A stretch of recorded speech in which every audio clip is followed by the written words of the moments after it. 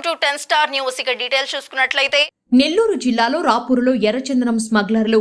కడప జిల్లా నుంచి నేషనల్ హైవేపై కారులో 12 ఎర్రచందనం దొంగలతో వెళ్తున్న కారు పెంచలకోన సమీపంలోని హైవే మలుపు వద్ద కారు అదుపు తప్పి ముళ్లపొదల్లోకి దూసుకొని వెళ్లింది. దీంతో కారును అందులో ఎర్రచందనం దొంగలను వదిలి ఎర్ర స్మగ్లర్లు పరారయ్యారు. విషయం తెలుసుకున్న రాపూరు అటవీశాఖ అధికారులు, పోలీసులు సంఘటనా స్థలానికి చేరుకొని కారును ఎర్రచందనం దొంగలను స్వాధీనం చేసుకున్నారు. పట్టుబడిన ఎర్రచందనం దొంగల విలువ సుమారు 5 లక్షల రూపాయలు ఉంటుందన్నారు. ఎర్ర స్మగ్లర్ల కోసం అటవీశాఖ అధికారులు, పోలీసులు గాలిస్తున్నారు.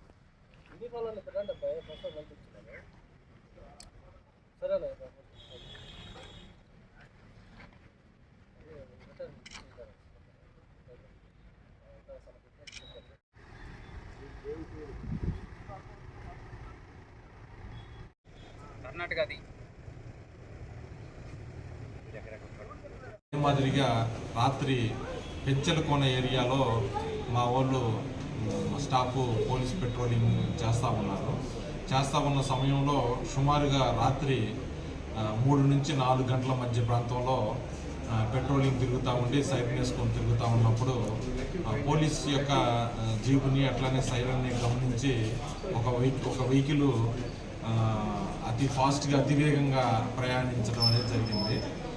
ఫాస్ట్గా వెళ్తూ ఉంటే మా వాళ్ళకు కూడా డౌట్ వచ్చి దాన్ని ఫాలో అవడం అనేది జరుగుతుంది. ఈ క్రమంలో ఆ వెహికల్ కొంత దూరం వెళ్ళిపోయిన తర్వాత ఆ పెంచలకోన టెంపుల్ యొక్క టర్నింగ్ ప్రాంతంలో అదుపు తప్పి పక్కన ఉన్నటువంటి రోడ్డు మధ్య దిగి ముళ్ళకంచెలోకి వెళ్ళిపోవడం అనేది జరిగింది.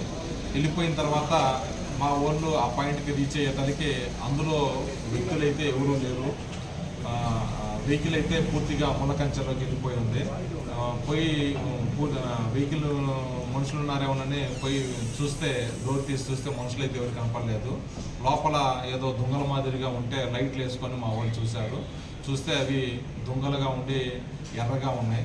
ఇంతలోనే ఆ ఏరియాలో గస్తీ తిరుగుతున్నటువంటి ఫారెస్ట్ సిబ్బంది కూడా ఇద్దరు రావడం అనేది జరిగింది. వీళ్ళు కూడా వచ్చి ఏం జరిగిందా అని చూస్తే లోపల దొంగలు గమనించిన తర్వాత ఫారెస్ట్ వాళ్ళు ఇవి ఎర్రచందనం దొంగలుగా ఐడెంటిఫై చేయడం అనేది జరిగింది. వెంటనే సమాచారాన్ని మా గస్తీలో ఉన్నటువంటి కానిస్టేబుల్స్ వీళ్ళు మా ఎస్ఐ గారికి సమాచారం ఇచ్చారు. సమాచారం ఇచ్చిన వెంటనే ఎస్ఐ గారు ఆ ప్రాంతానికి చేరుకొని పూర్తిగా విచారించి అవి ఎర్రచందనం దొంగలుగా నిర్ధారించుకున్న తర్వాత మీడియా మధ్యవర్తులను పిలిపించి అక్కడే మధ్యవర్తుల సమక్షంలో అవి మొత్తం కూడా తనిఖీ చేయడం అనేది జరిగింది. తనిఖీ చేస్తే మొత్తం లోపల 12 ఎర్రచందనం దొంగలు ఉన్నాయి. వీటి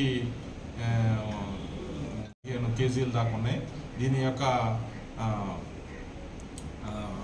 యొక్క విలువ వచ్చి మార్కెట్ వాల్యూ ప్రకారం అవి 2,80,000 దాకానే ఫారెస్ట్ వాళ్ళు చెప్పడం అనేది జరిగింది. తర్వాత వెహికల్ను కూడా క్షుణ్ణంగా పరిశీలిస్తే వెహికల్కి ఒక నంబర్ ప్లేట్ ఉండి లోపల ఇంకో స్పేర్ నెంబర్ ప్లేట్ కూడా ఉంటుంది. ఈ మొత్తం కూడా పరిగణలోకి తీసుకొని మీడియేటర్ సమక్షంలో ఈ మొత్తం కూడా సీజ్ చేసి దర్యాప్తు అనేది స్టార్ట్ చేయడం అనేది జరుగుతుంది. దర్యాప్తులో భాగంగా ఆ వెహికల్ అసలు ఎక్కడి నుంచి వచ్చింది, ఎవరు వచ్చారు, ఎంతమంది వచ్చారు, ఎక్కడికి వెళ్ళారు, ఈ మొత్తం కూడా దర్యాప్తులో భాగంగా చేసి త్వరలోనే ముద్దాయిని అరెస్ట్ చేసి రిమాండ్కి పంపిస్తాము. ఈ సీజ్ చేసినటువంటి వెహికల్ అట్లానే ఈ 15 దొంగలను కూడా దర్యాప్తు నిమిత్తం సీజ్ చేసుకొని అది చట్ట ప్రకారం ఎవరికి అప్పగించాలో వాళ్ళకి అప్పగించేస్తాము.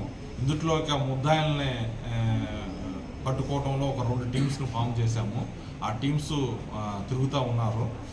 ఫారెస్ట్లో మనకి ఏమైనా సమాచారం ఉండిద్దని అక్కడ ఒక టీం పెట్టాము. అట్లా టెక్నికల్ ఇన్ఫర్మేషన్ గ్యాదరింగ్ కోసం ఒక టీంని పెట్టాము. త్వరలోనే ముద్దాయిలను కూడా పట్టుకొని వాళ్ళని అరెస్ట్ చేసి రిమాండ్కి పంపిస్తాం.